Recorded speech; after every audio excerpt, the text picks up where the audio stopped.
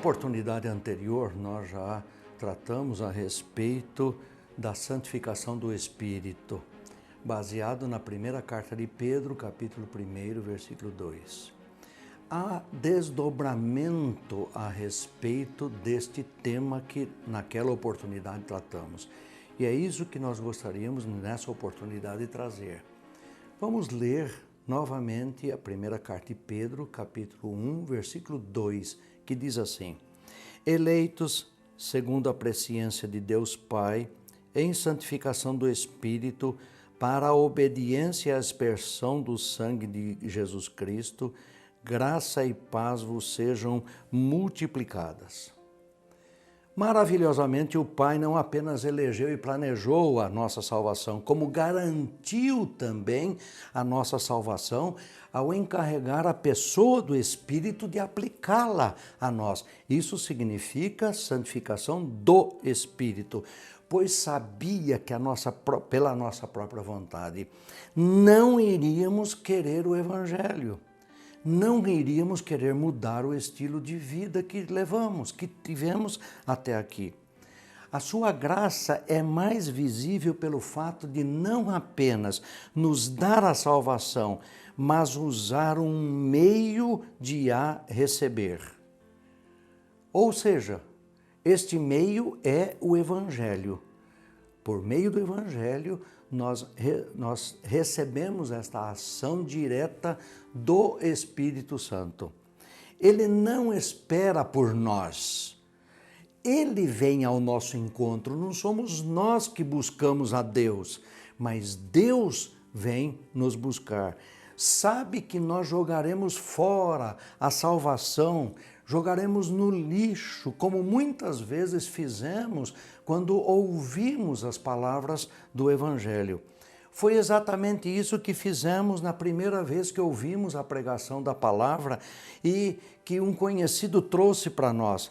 Foi isso que fizemos ao sabermos que a Bíblia é a palavra de Deus, mas sem nunca termos buscado abri-la para ouvir Deus falar.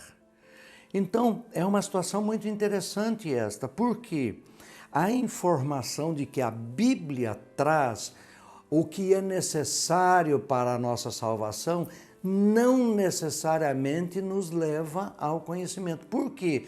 Porque, primeiro, nós achamos que não precisamos de Deus. Segundo, eu não creio nisso que está escrito na Bíblia, então também não vou buscar informação a respeito disto. Mas Ele nos deu a salvação uma vez só. Várias vezes Ele repetiu esse convite e, na maioria delas, nós rejeitamos esse convite. Porém, louvado seja Deus que, pelo Espírito Santo, Ele renova este convite. Se a eleição não fosse aplicada pelo Espírito Santo, se o amor do Pai não tivesse sido muito além de apenas dar, jamais poderíamos ser salvos.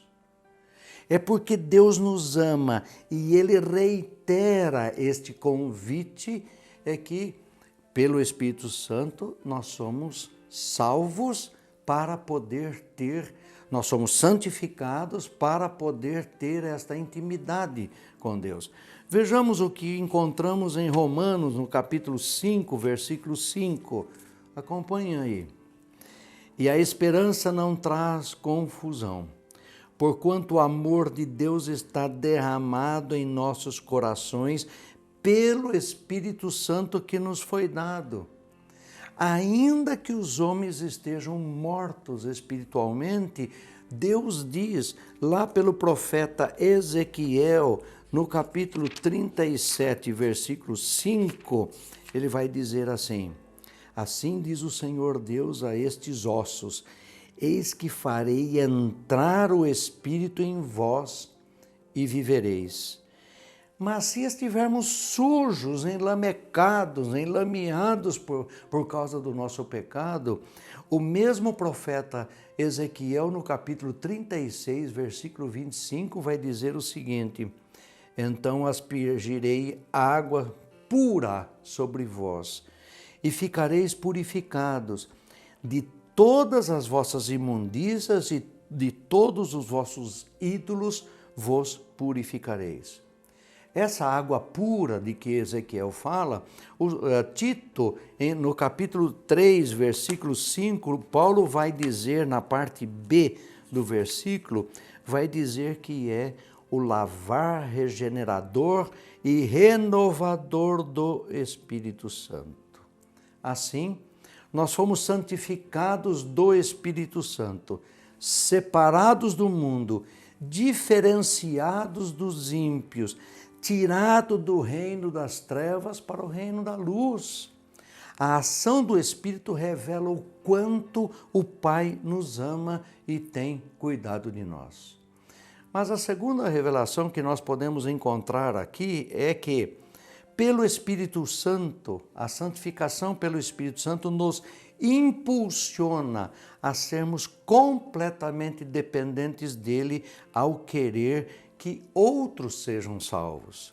Ora, ninguém se converterá sem a ação do Espírito Santo. Esse é um papel que ele desenvolve. E esta é uma das aplicações mais importantes que encontramos explicitada no Novo Testamento. Ora, não podemos aplicar o Evangelho nem ao nosso próprio coração, quanto mais ao coração dos outros. Você não tem forças para tirar um ímpio do mundo e levar para o reino de Deus. A eleição é feita pelo Pai em santificação do Espírito.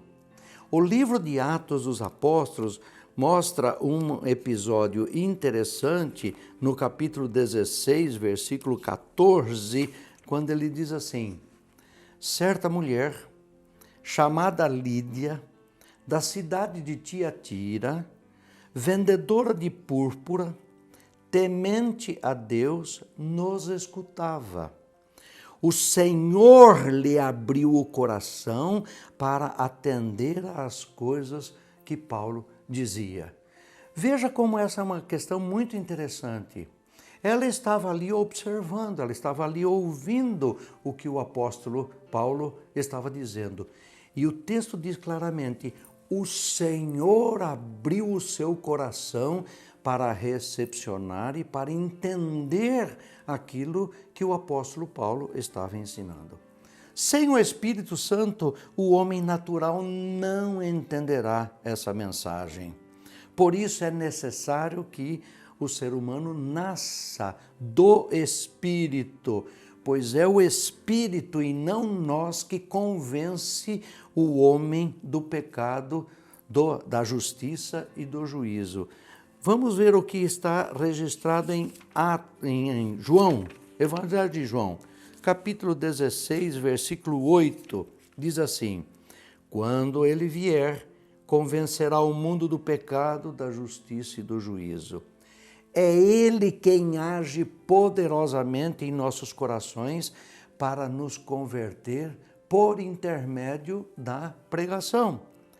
Essa santificação do Espírito, então, é central na teologia de Pedro.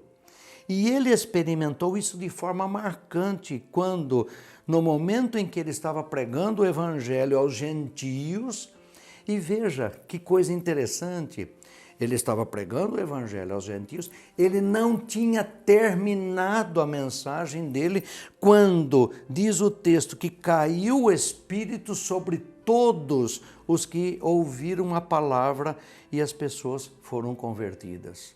Ou seja, uma ação direta, efetiva, dirigida especificamente àqueles que ali estavam ouvindo. Assim é conosco também. Não existem dúvidas quanto à operação do Espírito para aplicar em nós essa salvação. O que temos a fazer diante dessa grande verdade é depender dele, depender do Espírito, principalmente através da oração. Esse foi o exemplo deixado por Jesus no Evangelho de João, capítulo 17, versículos 20 e 21.